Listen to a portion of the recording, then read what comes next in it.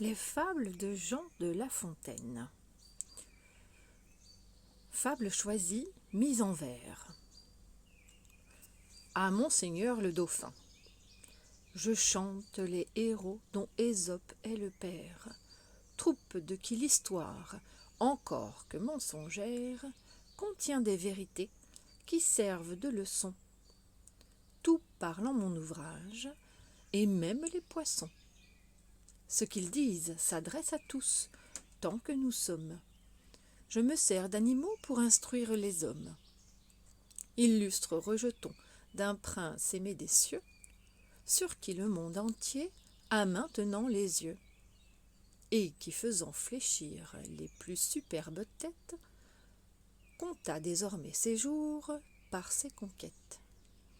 Quelque autre te dira d'une plus forte voix les faits de tes aïeux et les vertus sont des rois.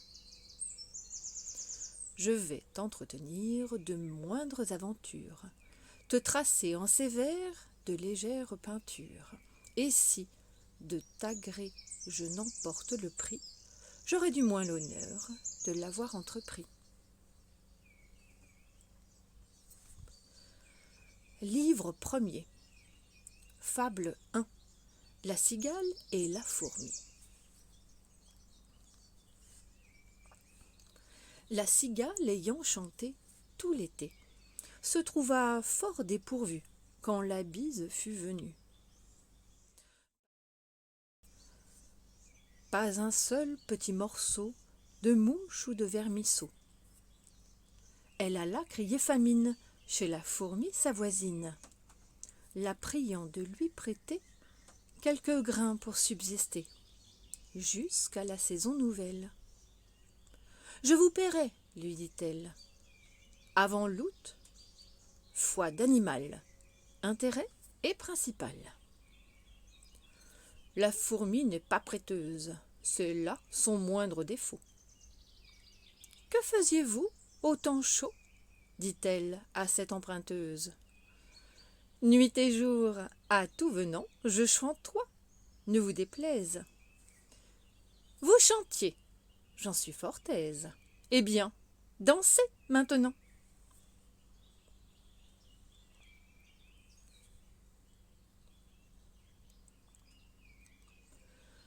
Fable 2. Le corbeau et le renard. Maître corbeau, sur un arbre perché, te noie en son bec un fromage. Maître renard, par l'odeur alléchée, lui tint à peu près ce langage. « Eh bonjour, monsieur du corbeau, que vous êtes joli, que vous me semblez beau. Sans mentir, si votre ramage se rapporte à votre plumage, vous êtes le phénix des hôtes de ces bois. » À ces mots, le corbeau ne se sent pas de joie, et, pour montrer sa belle voix, il ouvre un large bec, laisse tomber sa proie. Le renard s'en saisit et dit « Mon bon monsieur, apprenez que tout flatteur vit aux dépens de celui qui l'écoute. Cette leçon vaut bien un fromage, sans doute. » Le corbeau, honteux et confus, jura, mais un peu tard, qu'on ne l'y prend droit plus.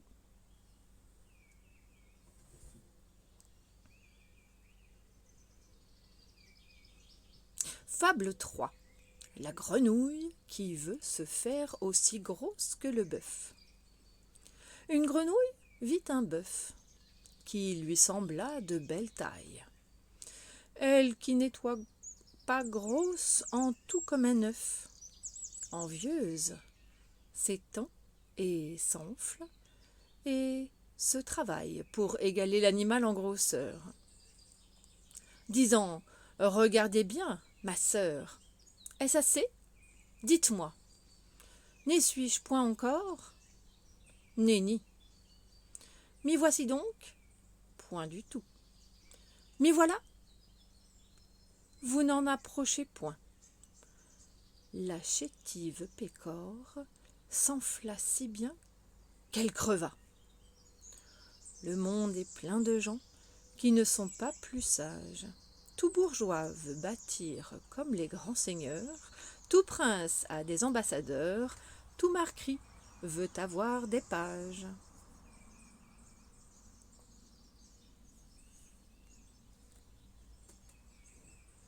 Fable 4. Les deux mulets.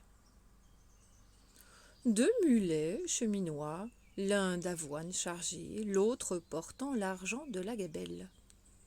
Celui-ci, glorieux d'une charge si belle, n'en voulut pour beaucoup en être soulagé. Il marchoit d'un pas relevé et faisoit sonner sa clochette, quand l'ennemi se présentant, comme il en vouloit à l'argent. Sur le mulet du fisc, une troupe se jette, le saisit au frein et l'arrête. Le mulet, en se défendant, se sent percer de coups. Il gémit, il soupire. « Est-ce donc là, dit-il, ce qu'on m'avoit promis ? Ce mulet qui me suit du danger se retire, et moi j'y tombe et je péris. » « Ami, lui dit son camarade, il n'est pas toujours bon d'avoir un haut emploi. Si tu n'avois servi qu'un meunier, comme moi, tu ne serois pas si malade. »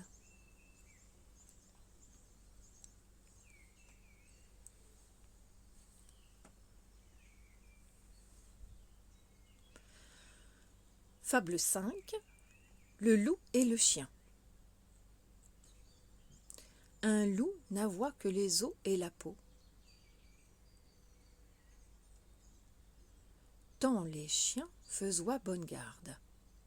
Ce loup rencontre un dogue, aussi puissant que beau. Gras, poli, et cette fois fourvoyé par mégarde. L'attaquer, le mettre en quartier, sire loup l'eût fait bien volontiers. Mais il falloit livrer bataille, et le matin est toi de taille à se défendre hardiment. Le loup, donc, l'aborde humblement, entre en propos et lui fit compliment sur son embonpoint qu'il admire. « Il ne tiendra qu'à vous, beau sire, d'être aussi gras que moi, lui répartit le chien. Quittez les bois, vous ferez bien. Vos pareils y sont misérables, cancres, airs et pauvres diables, dont la condition est de mourir de faim. Car quoi? Rien d'assuré, point de franche lippée, tout à la pointe de l'épée. Suivez-moi, vous aurez un bien meilleur destin. » Le loup reprit. « Que me faudra-t-il faire ?»« Presque rien, dit le chien. Donnez la chasse aux gens, portant bâton et mendiants, flatter ceux du logis et à son maître complaire. Moyennant quoi, votre salaire sera force relief de toutes les façons. Os de poulet, os de pigeon, sans parler de maintes caresses. » Le loup déjà se forge une félicité qui le fait pleurer de tendresse. Chemin faisant, il vit le cou du chien pelé. « Qu'est-ce là ?» lui dit-il. « Rien. »« Quoi rien ? Peu de choses. »« Mais encore ?»« Le collier dont je suis attaché de ce que vous voyez est peut-être la cause. »« Ah ! Attaché, dit le loup. Vous ne courez donc pas où vous voulez ? » « Pas toujours, mais qu'importe. » « Il importe si bien que de tous vos repas, je ne veux en aucune sorte, et ne voudrois pas même à ce prix un trésor. » Cela dit, maître loup s'enfuit et court encore.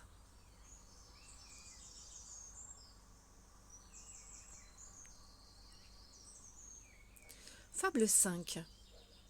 La génisse, la chèvre et la brebis, en société avec le lion. La génisse, la chèvre et leur sœur la brebis, avec un fier lion, seigneur du voisinage, firent société, dit-on, au temps jadis, et mirent en commun le gain et le dommage. Dans les lacs de la chèvre, un cerf se trouva pris. Vers ses associés, aussitôt elle envoie. Eux venus, le lion par ses ongles compta, et dit « Nous sommes 4 à partager la proie. » Puis, En autant de parts, le cerf il dépeça, prit pour lui la première en qualité de sire. « Elle doit être à moi, dit-il, et la raison, c'est que je m'appelle Lion. À cela, l'on n'a rien à dire. La seconde, par droit, me doit échoir encore.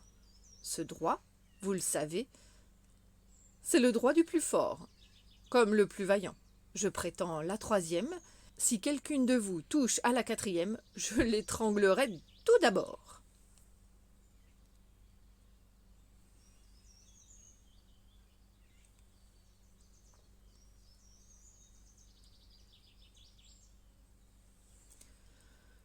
Fable 7. La besace. Jupiter dit un jour que tout ce qui respire s'en vienne comparoître au pied de ma grandeur. Si dans son composé quelqu'un trouve à redire, il peut le déclarer sans peur, je mettrai remède à la chose. Venez, singes, parlez le premier, et pour cause. Voyez ces animaux, faites comparaison de leur beauté avec la vôtre. Êtes-vous satisfait? Moi, dit-il, pourquoi non? N'ai-je pas 4 pieds aussi bien que les autres? Mon portrait jusqu'ici ne m'a rien reproché. Mais pour mon frère, l'ours, on ne l'a qu'ébauché. Jamais, s'il m'en veut croire, il ne se fera peindre. L'ours venant là-dessus, on crut qu'il s'alloit plaindre. Tant s'en faut, de sa forme, il se loua très fort. Glosa sur l'éléphant, dit qu'on pourra encore ajouter à sa queue, ôter à ses oreilles, que c'est toi une masse informe et sans beauté. L'éléphant, étant écouté, tout sage qu'il est toi, dit des choses pareilles. Il jugea qu'à son appétit Dame Belaine était trop grosse. Dame Fourmi trouva le ciron trop petit, se croyant pour elle un colosse. Jupin les renvoya, s'étant censurés tous. Du reste, content d'eux. Mais parmi les plus fous, notre espèce excella, car tout ce que nous sommes, lynx envers nos pareils et taupe envers nous, nous nous pardonnons tout, et rien aux autres hommes. On se voit d'un autre œil qu'on ne voit son prochain. Le fabricateur souverain nous créa besaciers, tous de même manière, tant ceux du temps passé que du temps d'aujourd'hui. Il fit par nos défauts la poche de derrière, et celle de devant pour les défauts d'autrui.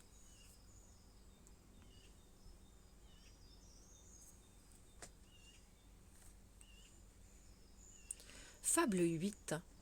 L'hirondelle et les petits oiseaux. Une hirondelle, en ses voyages, avoit beaucoup appris. Quiconque a beaucoup vu peut avoir beaucoup retenu. Celle-ci prévoya jusqu'aux moindres orages. Et, devant qu'ils fussent éclos, les annonça aux matelots. Il arriva qu'au temps que la chanvre se sème, elle vit un manant en couvrir maint sillon. « Ceci ne me plaît pas, dit-elle aux oisillons. Je vous plains, car pour moi, dans ce péril extrême, je saurais m'éloigner, ou vivre en quelque coin. Voyez-vous cette main qui par les airs chemine? Un jour viendra, qui n'est pas loin, que ce qu'elle répand sera votre ruine. De là naîtront engins à vous envelopper, et lacets pour vous attraper. Enfin, mainte et mainte machine qui causera dans la saison votre mort ou votre prison. Gare la cage ou le chaudron, c'est pourquoi, leur dit l'hirondelle, mangez ce grain, et croyez-moi, les oiseaux se moquèrent d'elle. Ils trouvoient au champ trop de quoi. Quand la chenevière fut verte, l'hirondelle leur dit « Arrachez brin à brin ce qu'a produit ce maudit grain, ou soyez sûrs de votre perte. » Prophète de malheur, babillarde, dit-on, le bel emploi que tout nous donne. Il nous faudra 1000 personnes pour éplucher tout ce canton, le chanvre étant tout à fait cru. L'hirondelle ajouta « Ceci ne va pas bien. Mauvaise graine est au venu. Mais puisque jusqu'ici l'on ne m'a cru en rien, dès que vous verrez que la terre sera couverte et qu'à leur blé les gens n'étant plus coupés feront aux oisillons la guerre, quand redingote et réseau attraperont petits oiseaux, ne volez plus de place en place, demeurez au logis ou changez de climat, imitez le canard, la grue et la bécasse. Mais vous n'êtes pas en état de passer comme nous les déserts et les ondes, ni d'aller chercher d'autres mondes. C'est pourquoi vous n'avez qu'un parti qui soit sûr, c'est de vous renfermer au trou de quelques murs. Les oisillons, là de l'entendre, se mirent à jaser aussi confusément que faisoient les Troyens quand la pauvre Cassandre ouvra la bouche seulement. Il en prit aux uns comme aux autres, maint oisillon se vit esclave retenu. Nous n'écoutons d'instinct que ceux qui sont les nôtres, et ne croyons le mal que quand il est venu.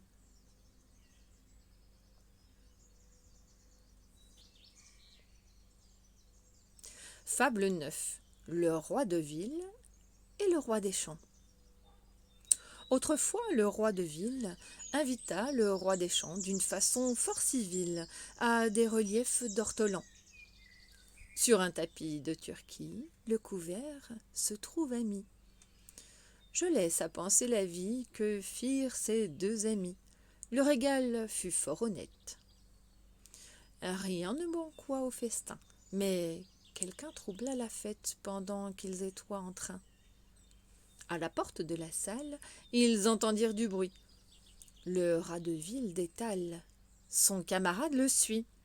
Le bruit cesse, on se retire. Un rat en campagne aussitôt, et le citadin de dire « Achevons tout notre rot ». « C'est assez, dit le rustique, demain vous viendrez chez moi. Ce n'est pas que je me pique de tous vos festins de roi, mais rien ne vient m'interrompre, je mange tout à loisir. Adieu donc, fi du plaisir, que la crainte peut que rompre. »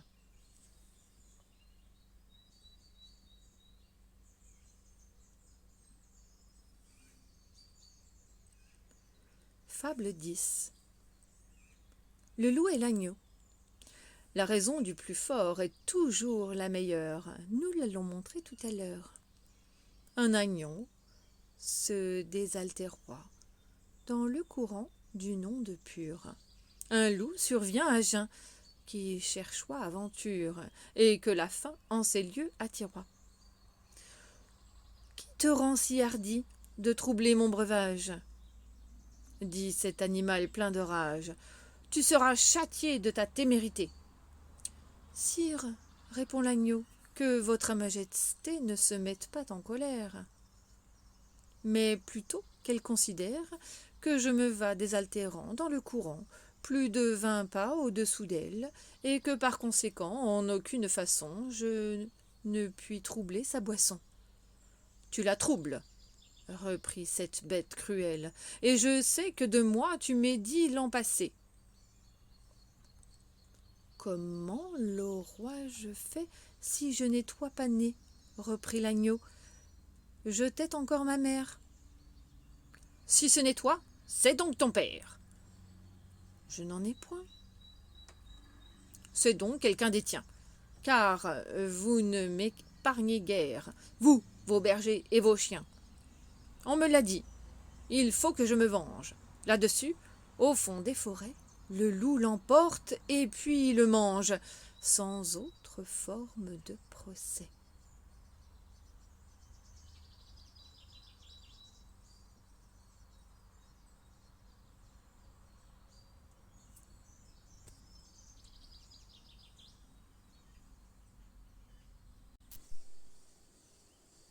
Fable 11.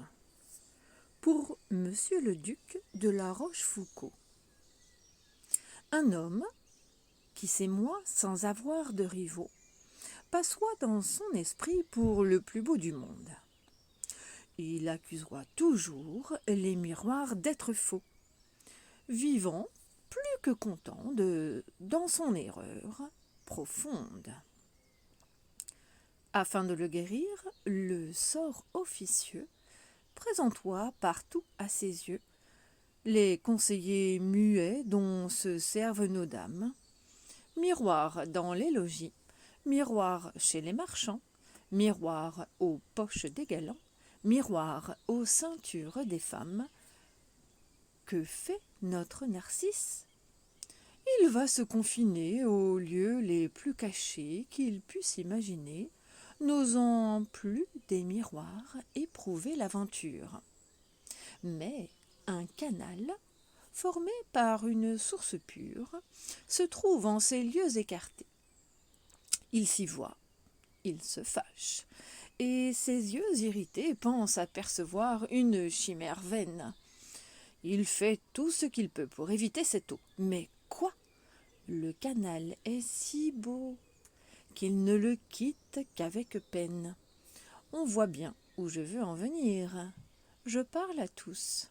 Et cette erreur extrême est un mal que chacun se plaît d'entretenir. Notre âme, c'est cet homme amoureux de lui-même. Tant de miroirs, ce sont les sottises d'autrui. Miroirs, de nos défauts, les peintres légitimes. Et quant au canal, c'est celui que chacun sait, le livre des maximes.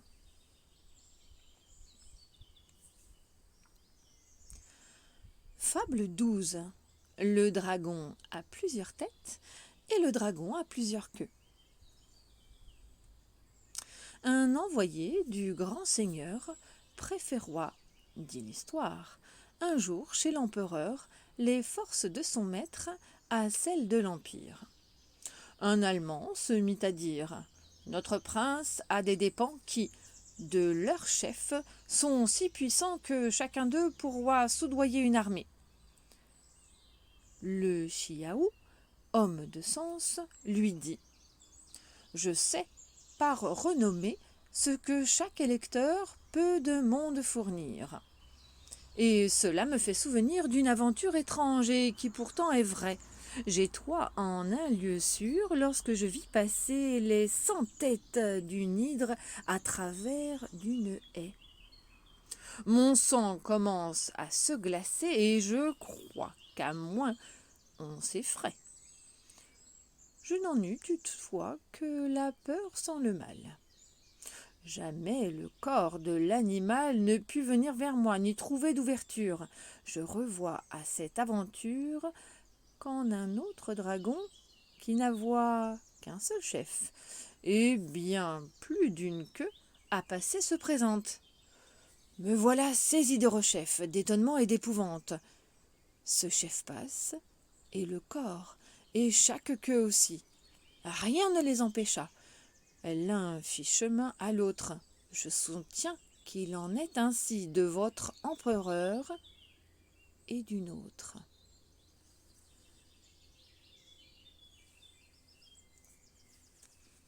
Fable 13. Les voleurs et l'âne.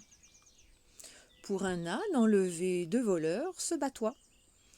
L'un vouloit le garder, l'autre le vouloit vendre.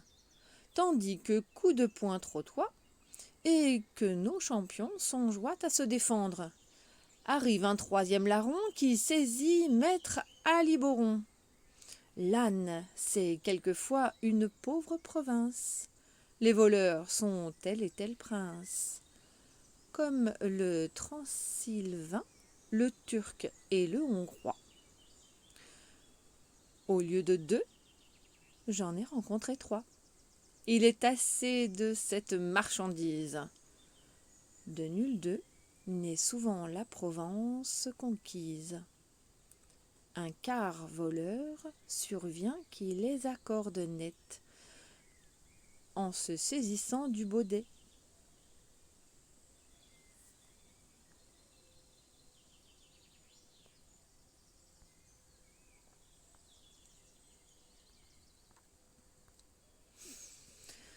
Fable 14. Simonide préservée par les dieux.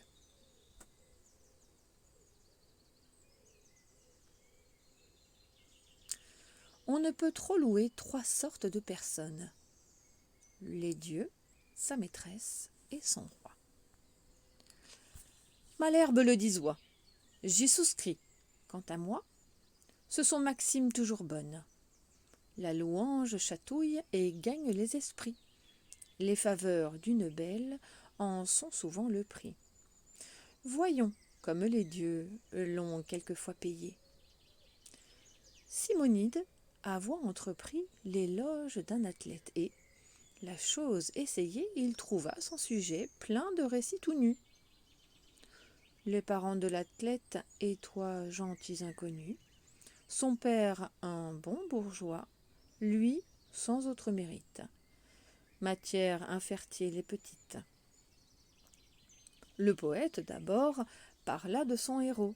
Après en avoir dit ce qu'il en pouvait dire, il se jette à côté, se met sur le propos de Castor et Pollux, ne manque pas d'écrire que leur exploit étoit aux lutteurs glorieux, élève leur combat spécifiant les lieux où ses frères s'étoient signalés davantage. Enfin, l'éloge de ces dieux faisoit les dieux tiers de l'ouvrage. L'athlète avoit promis d'en payer un talent, mais quand il le vit, le galant n'en donna que le tiers, et dit fort franchement que Castor et Pollux acquittassent le reste. Faites-vous compter par ce couple céleste. Je vous veux traiter cependant, venez souper chez moi, nous ferons bonne vie. Les conviés sont gens choisis, mes parents, mes meilleurs amis, soyez donc de la compagnie. Simonide promit. Peut-être qu'il eut peur de perdre, outre son dû, le gré de sa louange. Il vint, l'on festine, l'on mange. Chacun étant en belle humeur, un domestique accourt, l'avertit qu'à la porte 2 hommes demandoient à le voir promptement. Il sort de table, et la cohorte n'en perd pas un seul coup de dent. Ces 2 hommes étoient les Gémeaux de l'éloge. Tous 2 lui rendent grâce, et pour prix de ses vers, ils l'avertissent qu'il déloge, et que cette maison va tomber à l'envers. La prédiction en fut vraie. Un pilier manque, et le plafond, ne s'en trouvant plus rien qui l'était, tombe sur le festin, brise les plats et flacons, n'en fait pas moins aux échassons. Ce ne fut pas le pis, car, pour rendre complète la vengeance due au poète, une poutre cassa les jambes à l'athlète et renvoya les conviés, pour la plupart estropiés. La renommée eut soin de publier l'affaire. Chacun cria « Miracle !» On doubla le salaire que méritoient les vers d'un homme aimé des dieux. Il n'étoit fils de bonne mère, qui, les payant, acquit mieux, pour ses ancêtres, n'en fit faire. Je reviens à mon texte, et dis premièrement qu'on ne sauroit manquer de louer largement les dieux et leurs pareils. De plus, que Melpomène, souvent sans déranger, trafique de sa peine. Enfin, qu'on doit tenir notre art en quelque prix. Les grands se font honneur dès lors qu'ils n'en font grâce. Jadis l'Olympe et le Parnasse étoient frères et bons amis.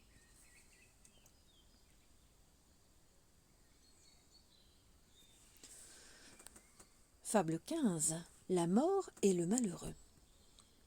Un mort appeloit tous les jours la mort à son secours. « Ô mort, lui disoit-il, que tu me sembles belle, viens vite, viens finir ma fortune cruelle. » La mort crut, en venant, l'obliger en effet. Elle frappa à sa porte, elle entre, elle se montre. « Que vois-je » cria-t-il. « Ôtez-moi cet objet, qu'il est hideux, que sa rencontre me cause d'horreur et d'effroi. N'approche pas, ô mort, retire-toi !» Mécénas fut un galant homme. Il a dit quelque part qu'on me rende impotent, cul-de-jatte, goutteux, manchot, pourvu qu'en somme je vive c'est assez, je suis plus que content. Ne viens jamais, ô mort, on t'en dit tout autant.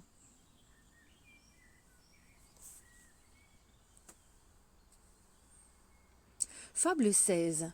La mort et le bûcheron. Un pauvre bûcheron, tout couvert de ramée, sur le fait du fagot, aussi bien que des ans, gémissant et courbé, marchoit à pas pesant, et tâchoit de gagner sa chaumine enfumée. Enfin, n'en pouvant plus d'effort et de douleur, il met bas son fagot, il songe à son malheur. Quel plaisir a-t-il eu depuis qu'il est au monde? En est-il un plus pauvre en la machine ronde? Point de pain quelquefois, et jamais de repos. Sa femme, ses enfants, les soldats, les impôts, le créancier et la corvée lui font d'un malheureux la peinture achevée. Il appelle la mort. Elle vient sans tarder, lui demande ce qu'il faut faire. C'est, dit-il, afin de m'aider à recharger ce bois.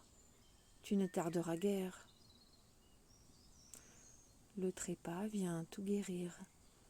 Mais ne bougeons d'où nous sommes. Plutôt souffrir que mourir, c'est la devise des hommes.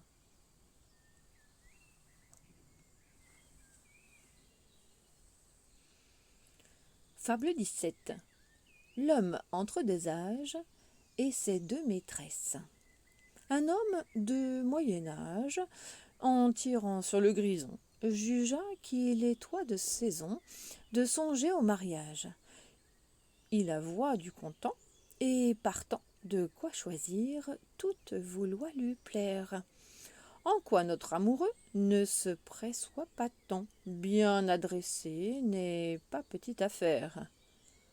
Deux veuves sur son cœur eurent la plus de part, l'une encore verte et l'autre un peu bien mûre, mais qui réparoit par son art ce qu'avoit détruit la nature. Ces deux veuves, en badinant, en riant, en lui faisant fête, la loi quelquefois testonnant, c'est-à-dire ajustant sa tête. La vieille, à tout moment, de sa part emportoit un peu du poil noir qui restoit, afin que son amant en fût plus à sa guise. La jeune s'agageoit les poils blancs à son tour. Toutes deux firent tant que notre tête grise demeura sans cheveux et se douta du tour. Je vous rends, leur dit-il, 1000 grâces, les belles, qui m'avez si bien tendu.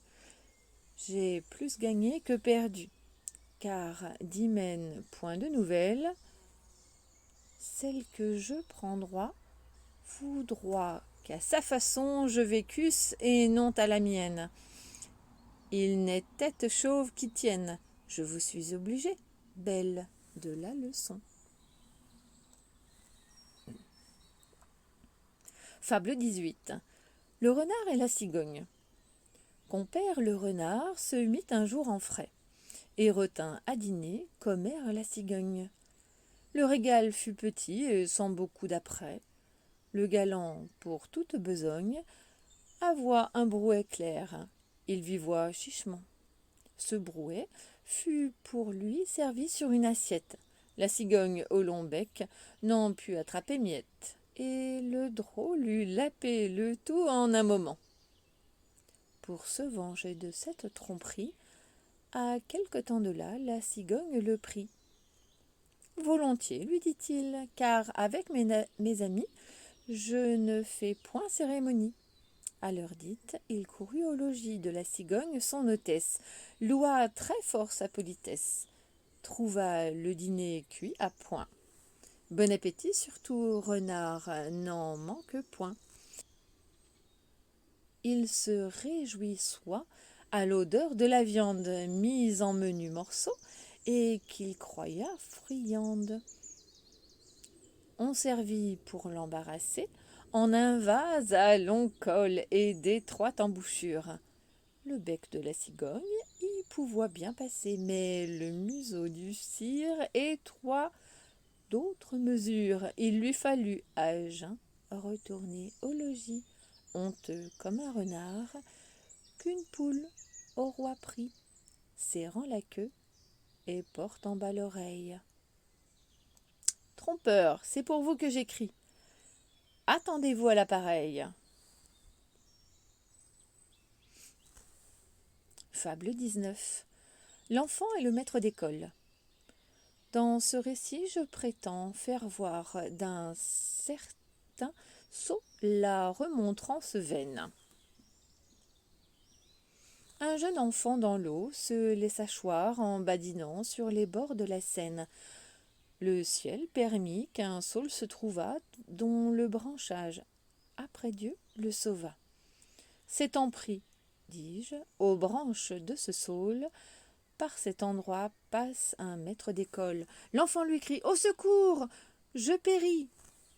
Le magister, se tournant à ses cris, d'un ton fort grave, à contretemps s'avise de le tancer. « Ah, le petit babouin, voyez, dit-il, où l'a mise sa sottise. Et puis, prenez de tels fripons le soin.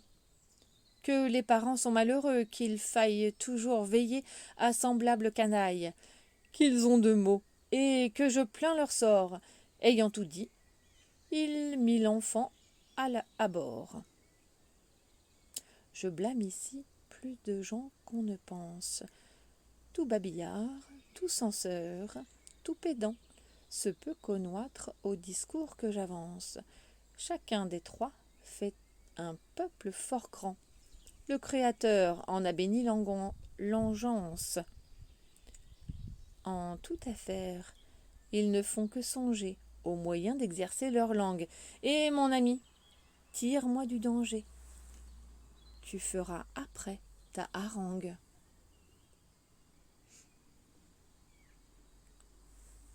Fable 20. Le coq et la perle. Un jour, un coq détourna une perle qu'il donna au beau premier lapidaire. « Je la crois fine, dit-il, mais le moindre grain de mil se roie bien mieux mon affaire. » Un ignorant hérita d'un manuscrit qu'il porta chez son cousin le libraire. « Je crois, dit-il, qu'il est bon, mais le moindre ducaton saura bien mieux mon affaire. »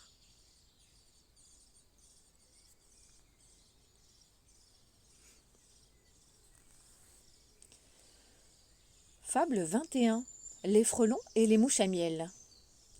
À l'œuvre, on connoit l'artisan. Quelques rayons de miel sans maître se trouvèrent. Des frelons les réclamèrent, des abeilles s'opposant. Devant certaines guêpes, on traduisit la cause. Il est toi malaisé de décider la chose.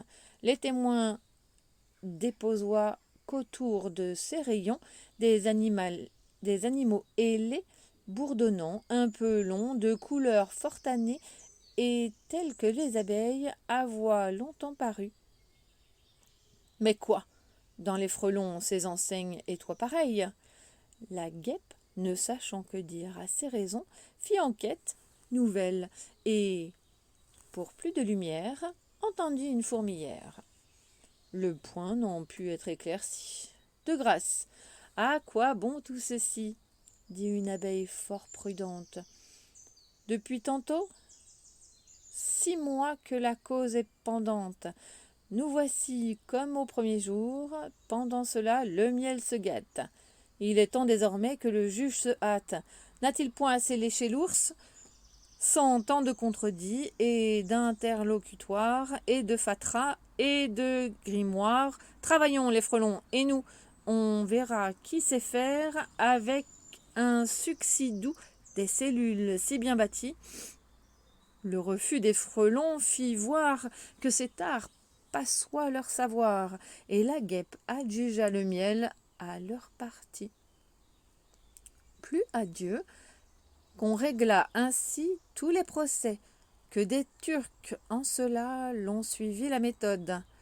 Le simple sens commun nous tient droit, lieu de code, il ne faut droit point tant de frais.